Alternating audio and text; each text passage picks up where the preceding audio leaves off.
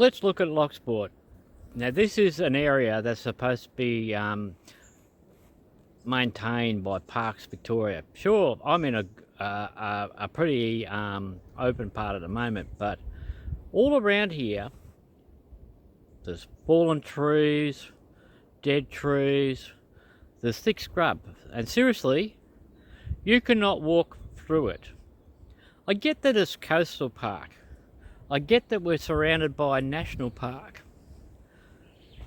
But one really has to ask themselves, this is fuel load for a potential fire. If we go to Lakes National Park, and I know the park very, very well with being a photographer, I'm always taking wildlife photography. You walk down any track, they're not maintained. You go down other tracks, there's fallen trees all over them. They only get removed because I take the time to actually email them to actually get them cut up so people can access the walking tracks. But like there and here and all around Lochsport, there's one factor that still remains. There's one road into Lochsport, one road out of Lochsport. Currently, with the Gippsland fires and all the fires that are going all around the country, we are still in a watch zone to watch an emergency app just in case. Rising temperatures coming later in the week again. But yet, in almost 3 years that I have lived in this area, parks have done sweet stuff all. Planned backburns never happen. Brush cutting along the roadsides very rarely happens. And yet, the large coastal park that flanks, there's two coastal parks that flank Government Road into Lochsport. There's also coastal park that extends down to the 90 Mile Beach. There's Lakes National Park, and so forth. Seriously, one or two rangers to look after this area ain't got a hope in hell. Even if they worked for the entire duration that I've lived in this town to clear any of this vegetation, it still wouldn't be done. I understand we're looking at habitat for animals, but we're living in a town that has permanent residents, and quite a lot, businesses, a lot of holiday homes, but nothing is maintained. It's absolutely disgraceful that areas such as this all over Australia are left to this state. I mean, seriously, if a tree falls down, cut it up, get rid of the wood, get rid of the branches, so it's not adding to the fuel load. But no, like parks, like our governments of every single party, they don't give a rat's about any of this. They're more interested in maintaining the parks back in Melbourne or Sydney or wherever that might be. But when it comes to reducing fuel loads in towns that only have one road in, one road out, and if a bushfire was to occur at that start of that town, guess what? We are barbecue. It's just bloody ridiculous, and it's about time that all the politicians started doing something about this, and considering that parks, along with the local Gurnakunai Aboriginal community, are in a joint partnership for Lakes National Park, which I'm telling you is 20 times worse than the density of this, with a hell of a lot more trees all over the place, need to crack a whip and actually get something happening. Because when the town burns down, the fingers are going to come directly pointed to them. Not to mention, seriously, because of the lack of maintenance around, there could be potential lawsuits. Australia, lift up your game and actually do something to actually minimise the risk. And the ironic thing is, if you and I went to pick up even a twig or move a branch, we can actually be fined for doing so, but yet they do nothing. It's bloody disgraceful, and it's about time it was sorted. And here we are in a different part of Lochsport, down at Lake Victoria, where many will know, who follow my photography, know that I take a lot of photography. Over the other side of where that foggy haze of smoke is, there's actually land. You can't see it. Like all of Gippsland, the smoke haze is quite thick and fast. The sad part of it is, again, we're looking now toward the sign that leads you to Lakes National Park.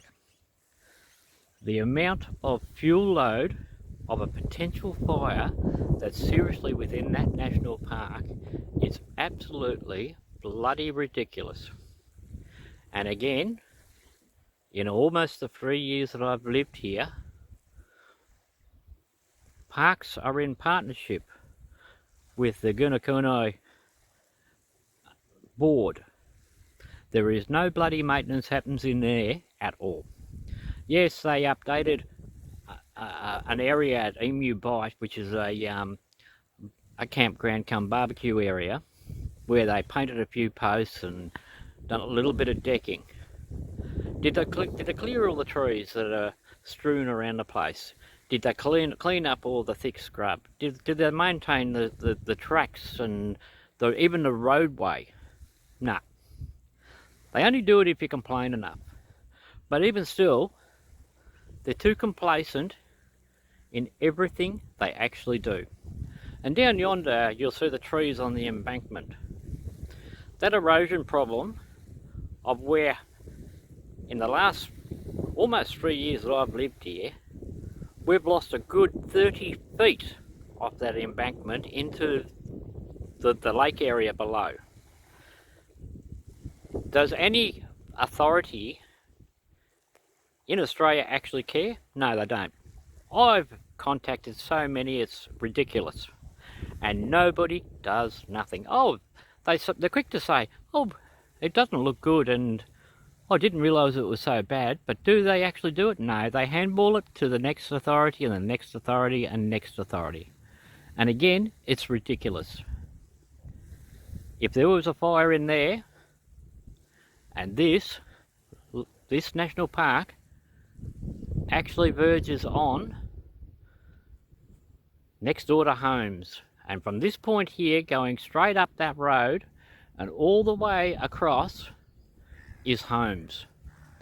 Even the damn fire breaks are not maintained. You tell me how two rangers that are here part-time, not full-time, have any chance to even maintain it. It's just bloody ridiculous. Fuel load. Doesn't get much worse than this. From the ground to 3 meters. Dead tree, so thick that you can't walk through it. Fallen tree. Yes, we talk about habitat, but this is a fire waiting to happen. What does Parks Victoria do about it? Oh, nothing. Tree falls over, or falls over a road. Let's just chainsaw it and push it to the edge, adding more. We're on the edge of houses within, seriously, 800 metres from where I'm standing. If I took you into the national park to the so-called fire break, you'll find bracken, you'll find fallen trees, you'll find branches, and it's the same all the way from where I'm standing to Sperm Whale Head at the other end of the national park. And this is government red tape at its best, where the taxpayer pays parks to actually do a job, where bushfire management and reduction of fuel loads should be happening. And as I say, in the almost 3 years of living here, I have not seen a damn thing. All proposed backburns, never carried out. Any clearing, never carried out. Let's just keep on adding more and more to it and do nothing about it. So I ask everybody this question in Australia. What in the hell do we pay through taxpayers' dollars for all these government officials to actually do? Yes, I commend a lot of the agencies for doing work, for helping on the fire fronts and so forth. But seriously, this park is supposed to be managed. This is not a park. This is a bushfire that's going to make this community a barbecue. And it's just ridiculous. They never do anything about it. Banksia trees, dead. Tea tree, dead. Tea tree, when fire hits it, goes up like absolutely nothing. Like red gum, it burns hot and it just sparks everywhere. Lakes National Park, Loch, a fire risk waiting to happen.